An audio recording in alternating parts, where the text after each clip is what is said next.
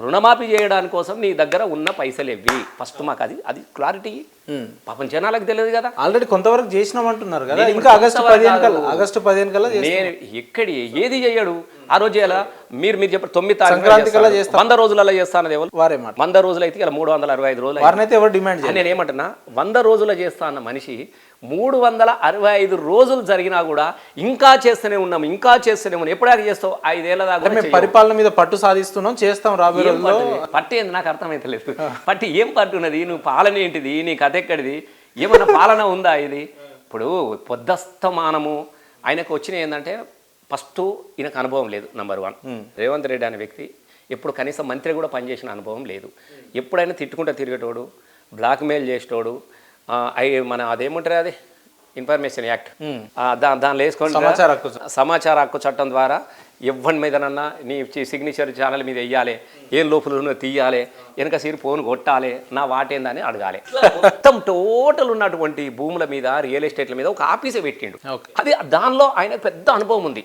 అసలు ఎవరు నేను ఎక్స్పర్ట్, పైసలు ఎట్లా గుంజాలి, ఏం చేస్తున్నారు అనేది మొత్తం సమాచార చట్టం హక్కు ద్వారా మొత్తం తీసుకొచ్చుకునే దానిలో అనుభవం ఉంది తప్ప పాలన మీద ఏం అనుభవం ఉంది చెప్పు నాకు. పాలన మీద అనుభవం ఉన్నవాడు అట్లా మాట్లాడాడు రెచ్చగొట్టి ఏదో ఎల్లితే చాలన్నట్టు మాట్లాడు. మరి కేసీఆర్ అట్లా మాట్లాడలేదే, చేస్తా అన్నాడు, రైతు బంధు ఇస్తా అన్నాడు, ఇచ్చిండు. ఇక్కడ ప్రపంచ చరిత్రలో మనిషి చచ్చిపోతే గుంట జాగు రైతులకే ఇస్తే బాగుండు కదా, కుబేరుడు మీద పెద్ద పెద్ద భూస్వాములకి. నీకు ఒక మాట చెప్తా, ఇలా భూస్వాములనో ఇలా కాదు, నీ భూమి ఉంది 10 ఎకరానికి 20 ఎకరాలు ఉంది.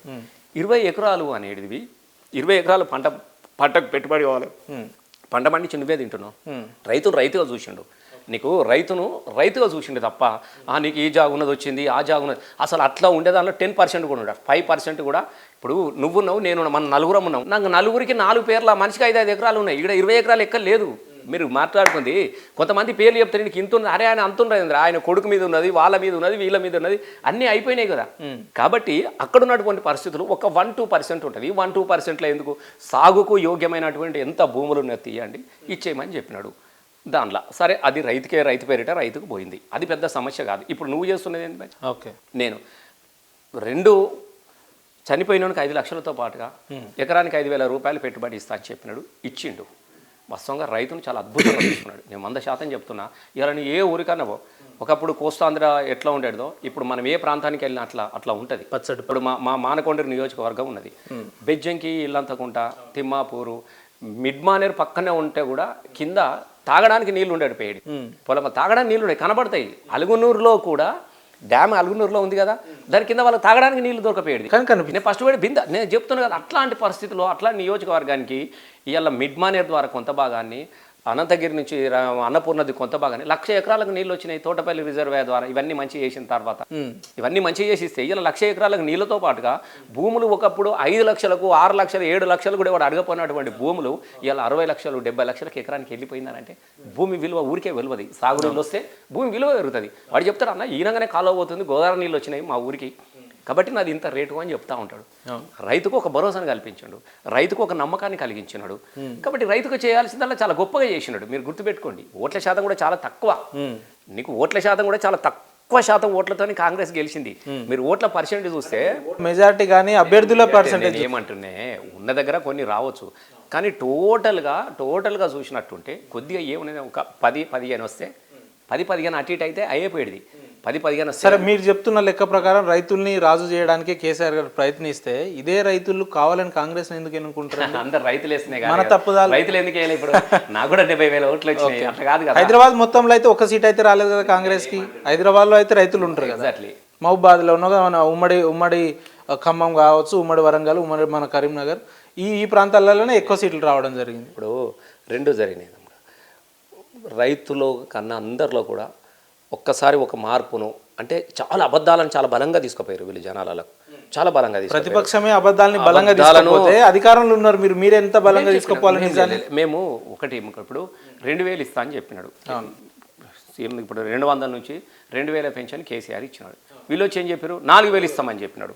ప్రజలు ఏమనుకున్నారు ఎట్లయినా 2000 ఎట్లయినా ఇస్తాడు, ఈ 4000 ఇస్తా అంటుండు కదా వేద్దాం తీ, ఓకే మహిళలు మాకు 2500 మీకు ఇస్తానన్నాడు, 2500 వస్తా అంటున్నాయి కదా. తులం బంగారం తులం బంగారం ₹1,00,000 పెళ్లిళ్ళు వాస్తవంగా ప్రపంచ చరిత్రలో ఎక్కడ ఉన్నదా? అటువంటి ఆలోచన ఎంత గొప్ప ఆలోచన చెప్పండి.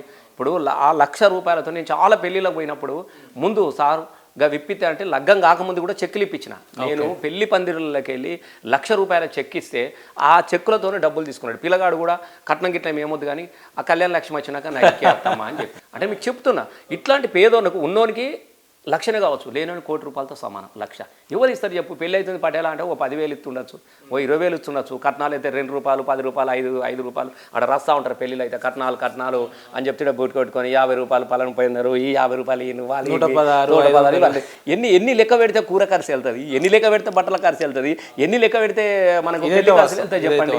అట్లాంటి పేదవాళ్ళ ఇళ్ళల్లో వాళ్ళు అడగక ముందు ₹1,116 కళ్యాణ లక్ష్మి అనేది ఎంత గొప్ప చెప్పు. ఇవాళ దాన్ని ఇడిచిపెట్టి తులం బంగారం ఇస్తాడు. అరే నేను ₹1,00,000తో పాటు తులం ఇస్తా అంటుండు కదా అంటే అలవిగానే హామీలు. ఇట్లాంటి హామీల అబద్ధాల ప్రచారాలతోని ప్రజల్లోకి తీసుకెళ్ళి, ఇంకా చాలా ఫ్యాక్ట్ ఉన్నాయి కొన్ని, ప్రజల్లోకి తీసుకెళ్ళి సరే కేసీఆర్ అయితే కొన్ని ఇచ్చినాడు ఒకసారి చూద్దాంతి, మార్పు చూద్దాంతి అన్నటువంటి ఆలోచన నుంచి వచ్చి ఇప్పుడు ఏం చేస్తున్నారు ఇవ్వాలని వ్యవలన్నాడు. ఛీ అమ్మ ఎక్కడి కదరా ఇది, పాలించబరిని విడిచిపెట్టి తన్నె దున్నపోతుంది తీసుకొచ్చుకుంటాం కదా, ఏమో నమ్మి నానబోతే పుచ్చిబూరలు అన్నట్టు అయిపోయాయి. ఈ బతుకులు గిట్టెట్లాగమయ్యా, అయ్యో కేసీఆర్ సారు మళ్ళీ నువ్వే కావాలి సారు అని చెప్పేసి నేను అనే మాట కాదు. ఇవాళ నువ్వు ఎవ్వరిని అన్నాడు, ప్లీజ్ మీరు వెళ్ళండి, మీరు వెళ్ళి ఎవరినైనా ఒకరు ఇంటర్వ్యూ చేయండి, మీకు నచ్చిన గ్రామానికి వెళ్ళండి, మీకు నచ్చిన దగ్గర. ఇలా కొండారెడ్డిపల్లిలో కూడా సాక్షాత్తు ముఖ్యమంత్రి సొంత ఊరిలో కూడా అయ్యా వీళ్ళ అరాచకాలను నేను తట్టుకోలేకపోతున్నా అని చెప్పేసి మరణ వాంగ్మూలం రాసి ఒక 70 సంవత్సరాల ముసలాయన చచ్చిపోయిండు అని అంటే ఇంతకన్నా దరిద్రమైనటువంటి పాలన, ఇంతకన్నా దరిద్రమైనటువంటి ఆలోచన ఎక్కడన్నా ఉంటుందా మీరు చెప్పండి. నేనేమంటున్నానంటే అబద్ధాలతో గద్దెనెక్కిరు.